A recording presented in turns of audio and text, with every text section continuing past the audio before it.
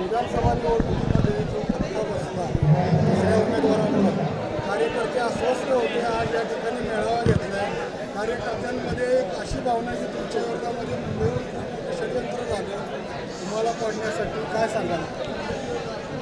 कार्यकर्त्यांची भावना आहे असं म्हणण्यापेक्षा माझी निवडणुकी संपूर्णपणे शरदचंद्रजी पवार साहेब, उद्धव ठाकरे, संजय राऊत या 3 माणसांनी माझी निवडणूक पूर्णपणे हाताळली आणि कोणत्याही परिसराला मुंबई दिसू द्यायची नाही असा त्यांनी पण केल्यामुळं माझा अगदी जिवलग मित्र दीपक आबा त्या डावात बळी पडला आणि आमच्या मताच्या विभागणीमुळं माझा पराभव झाला.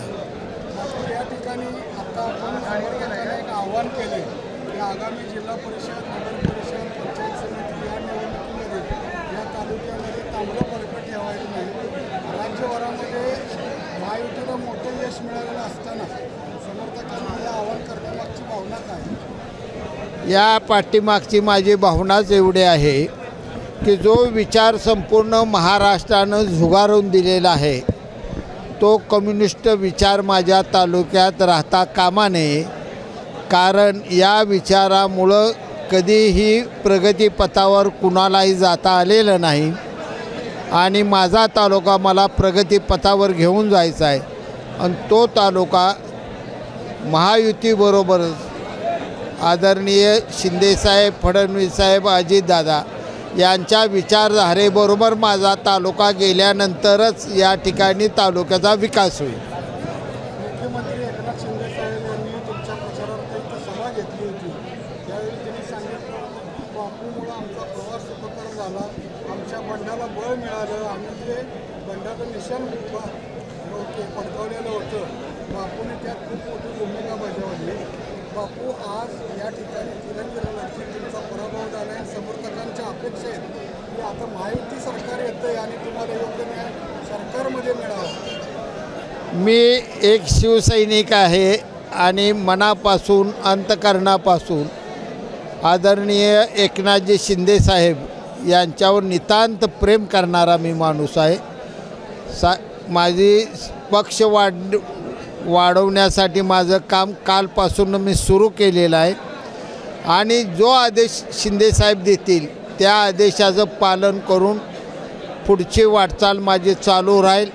परंतु या जिल्ह्याबरोबरच इतर जिल्ह्यातही शिवसेना पक्ष कसा वाढेल याचा मी सातत्यानं प्रयत्न करेन.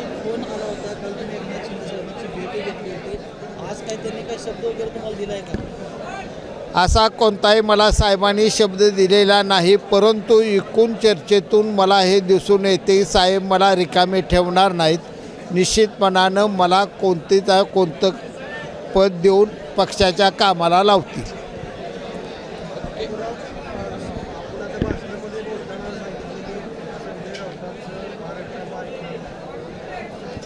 संजय राऊताचं आत्तापर्यंत बोललेलं एवढं लबाडन थोबाड निघालेलं आहे की इथून पुढं त्याच्या बोलण्यावर महाराष्ट्राची जनता विश्वास ठेवणार नाही.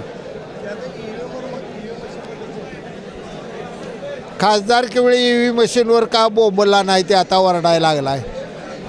खासदारकीवेळी EV मशीनचं बोलायला पाहिजे होते, त्यावेळी का तोंडे शिवली होती का यांची, आता बोलायला लागले. चुकीच आहे ही पद्धत. हारल्यानंतर EV मशीन, जिंकल्यानंतर लय भारी झालं. ही उद्योग कुठला काढला आहे, नवीनच राजकारण. आणि पवारसाहेबासारख्या जाणकार मोठ्या माणसानं ह्यात भाग घ्यावा हे या महाराष्ट्रात दुर्दैव आहे. काय EV मशीन नाही, काय नाही, करून बघा ना EV म्हणजे. आपण करत नाही का मतदान?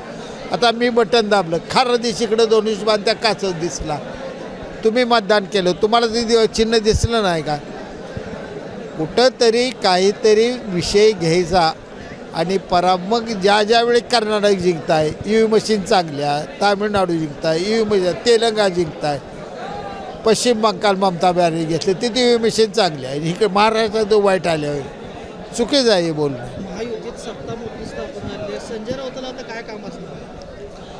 संजय राऊताला मी मगा सांगितलं आता भुका लागणार नाही, त्या खोली बंद करायची, आम्हाला शिव्या धाडा दे, त्या शाजीबापूला लई शिव्या दी आणि मग भूक लागल्यावर वहिनी आमची त्याला भाकरी वाढेल खायची, गप झोपायचा. काय राहिलं उगा आता ही करा ती करा काय ते भडकवायचा प्रयत्न करू नये. महाराष्ट्र हा फार महान सूर्याला गवसणी घालणाऱ्या व्यक्तिमत्वाचं राज्य आहे. छत्रपती शिवरायाचं, बाबासाहेब आंबेडकरांचं, महात्मा फुल्यांचं, शाहू महाराजांचं, किती ते यशवंतराव चव्हाण साहेब, स्वर्गीय बाळासाहेब ठाकरे साहेब, कितीतरी महान माणसाचं हे राज्य आहे. इथं हे लबाड थोबाडी जास्त पचत नसते.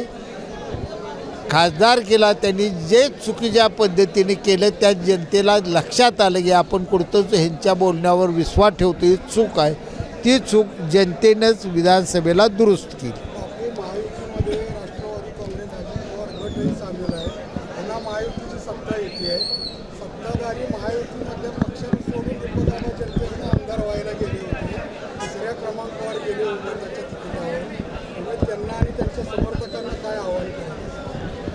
दीपक आबा ज्या दिवशी उबाटा सोडतील त्या दिवशी मी आवाहन करीन. तोपर्यंत त्या उबाटा नादाला मी लागणार नाही. उबाटा माझा नंबर 1 शत्रू आहे. त्यामुळे अजिबात त्याला बोलणार नाही मी. उबाटा सोड, दुसऱ्या दिवशी घरी येऊन बसतो. उबाटा आता तुम्ही तुझ्या नादाला बाबा आम्हाला लागायचं ना. आमचा शिंदे साहेबांनी नेतृत्व आम्हाला लागला बा.